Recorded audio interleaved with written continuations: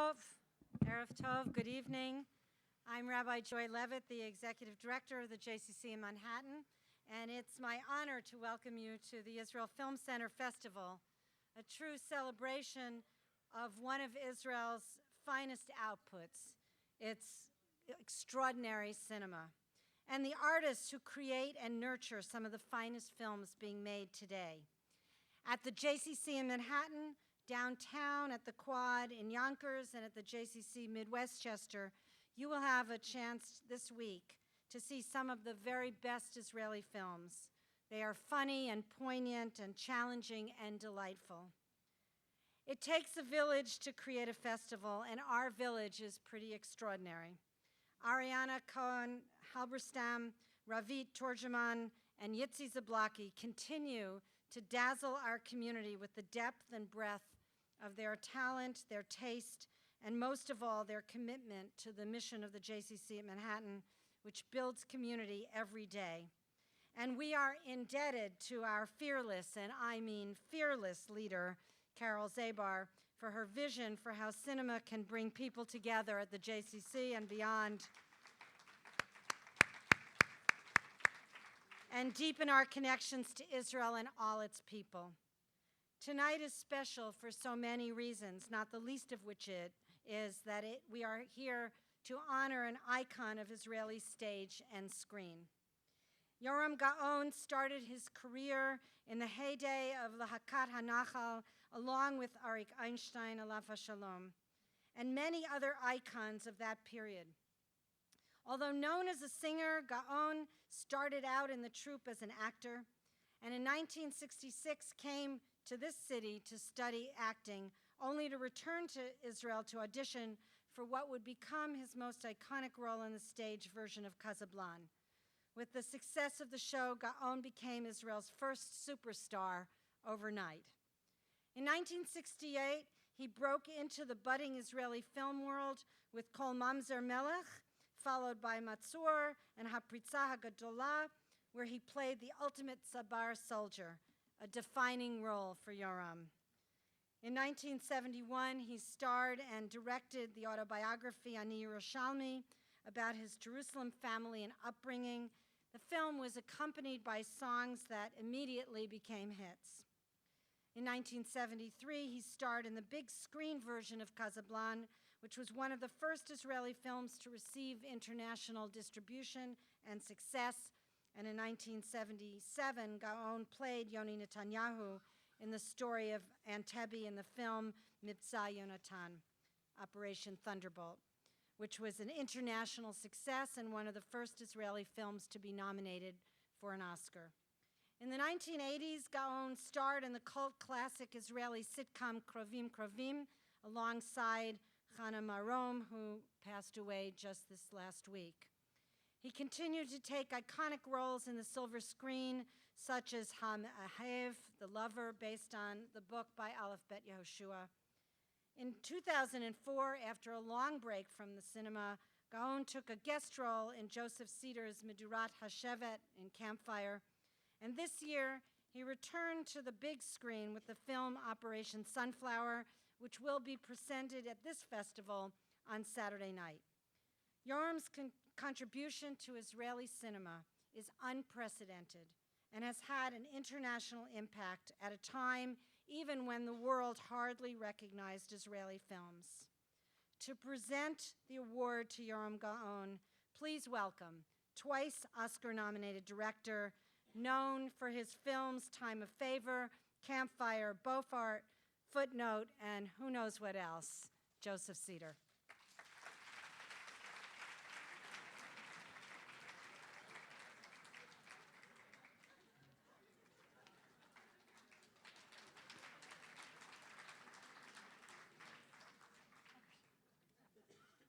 Good evening. So how do you introduce Yehoram Gaon to an American audience?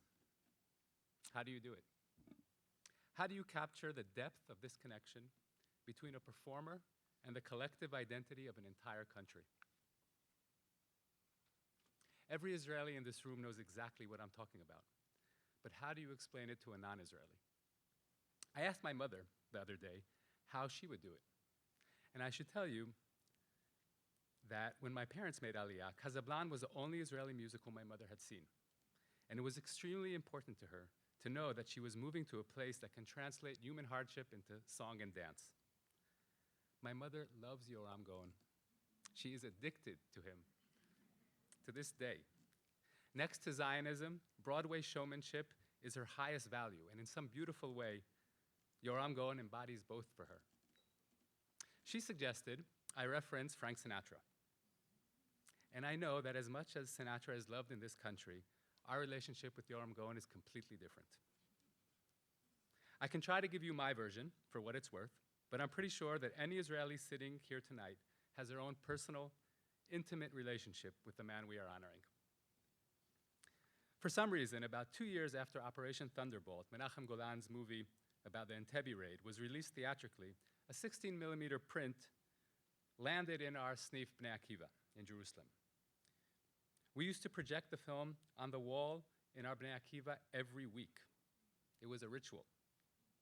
At first, we were taken by the drama, the action, the emotional climax of Yoni's death, but gradually, it became a reflection of everything we wanted to say or feel in our life. We knew the dialogue by heart, and we acted it out over and over, playing with the words in different contexts, sometimes with the purest sincerity, other times using the unapologetic pathos of that film to mock our self-serious and self-righteous Bnei Akiva counselors. I should tell you that growing up in a youth movement in Israel, Yehoram Gaon's voice is a very big part of every activity you do.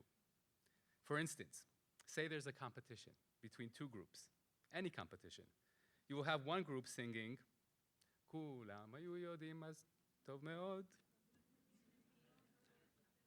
and the other group singing, Lo, lo, lo, menatchim oti, lo menatchim oti. And when the game is over, and the counselors wanted us all to go home, we would all join in together to sing, Lo nafsik lashir, a Gaon song as well.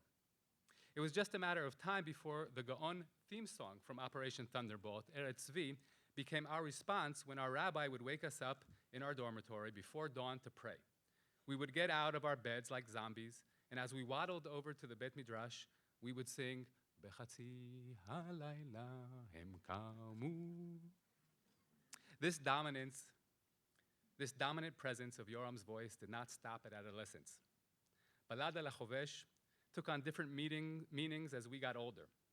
It is a dialogue between a wounded man and a medic, but really it can be about fathers and sons, students and their teachers, or any two people who need to rely on each other at a time of great difficulty.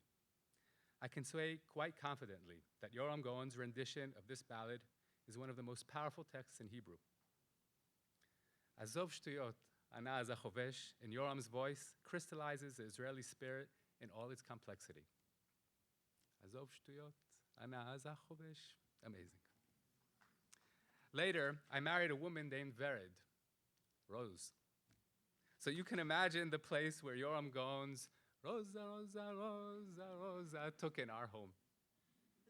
When I think about why that film, Operation Thunderbolt, was so important to us, it has to do, of course, with our pride in knowing that Israel can rescue its hostages anywhere in the world, being morally on the right side of the conflict, connecting to heroism in its purest form. But today, I know that it is also a pride that Israel can put together a pretty decent action film. So 25 years later, when I had the chance to make a film about my childhood, one of the first scenes I had in my script was a group of kids watching Operation Thunderbolt in their Bnei Akiva Snif. I wasn't sure as a filmmaker if I knew how to produce the same intensity of emotion that that film had created for me. But I was going to put an image of Yoni, Yehoram, dying on the screen with Yehoram Gaon's voice in the background, because how else can I explain what it felt like to be us then? A fantasy to be as heroic as Yoni, and at the same time, the license to be as vulnerable, as poetic, as human as Yehoram Gaon. And then something very strange happened.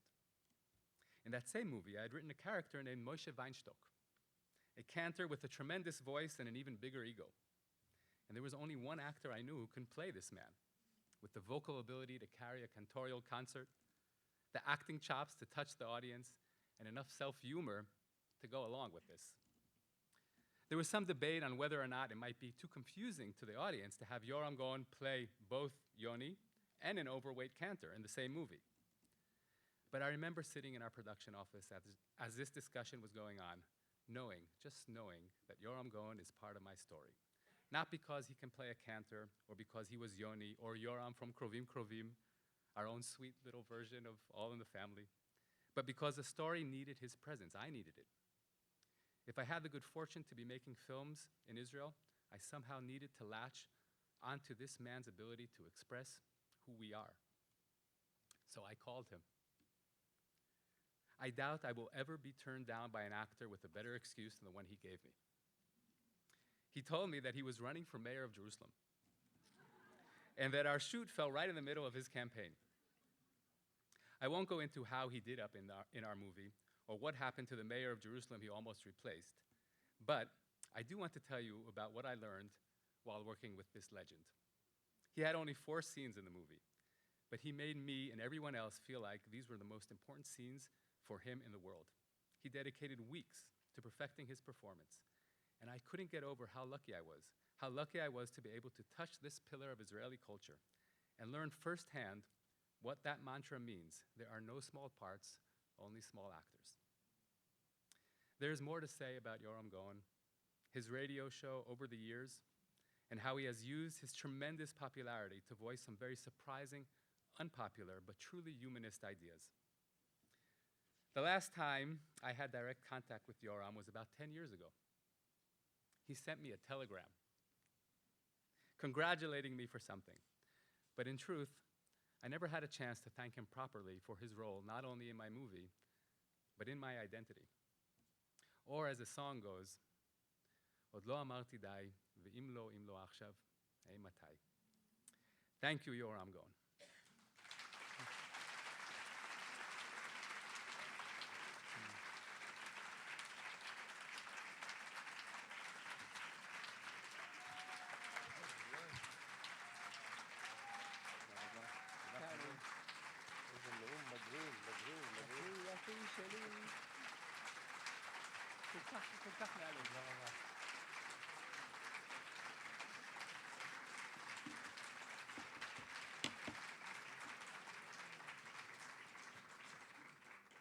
Thank you so much. Thank you so much. Oh, what a joy to hear such wonderful things without the title Amanoach.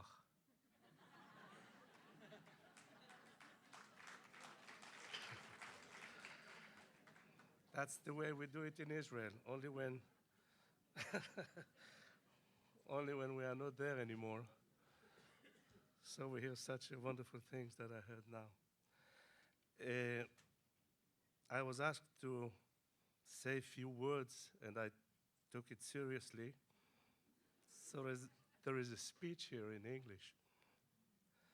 Isaac Zablosky, director and co-founder of the Israeli Film Center. Adorable Leah Van Leer.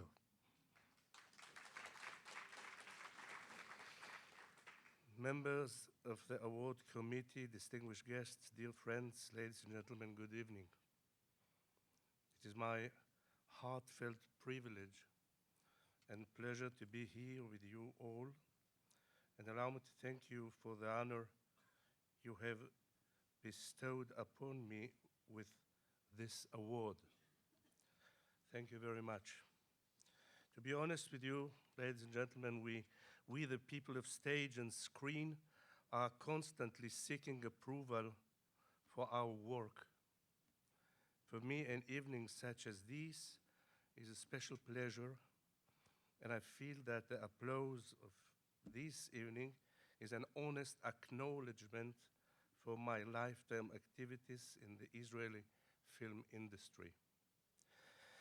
My friend, my dearest friend Yossi Cedear, I have another version of the story that he just told you. It wasn't, the reason wasn't the mayor of Jerusalem. Yossi Cedear, the dear man who is awarding me this prize, is not only a masterful movie director, but also a great teacher. And I'm proud to say that I'm one of his humble students. I remember that once Yossi sent me a script to read and to decide if I want to participate in his movie. According to the well-known tradition of all actors all over the world, we flip through the pages of the script a few random selections, a few pages at the beginning, a few pages in the middle, and a few pages at the end. If the proposed character doesn't appear in all three selections, we don't do the movie.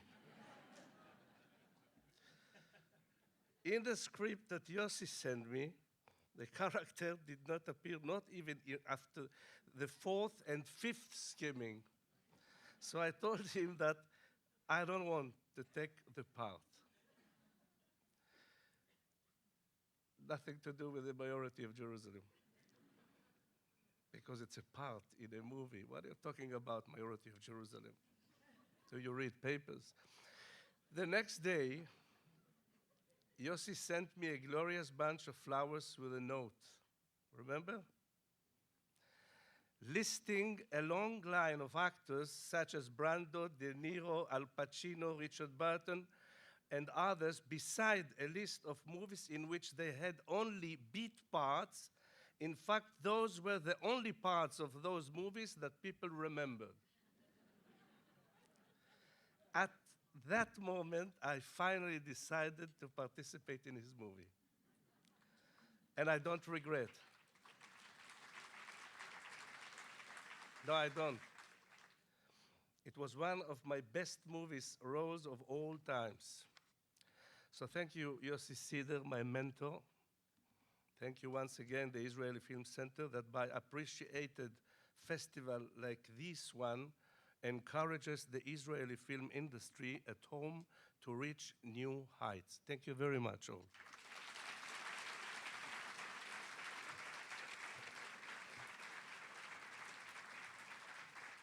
Thank you, sir. And we can't go without a quick clip of some highlights from some of the films that Yehoram Gaon was in, thanks to United King.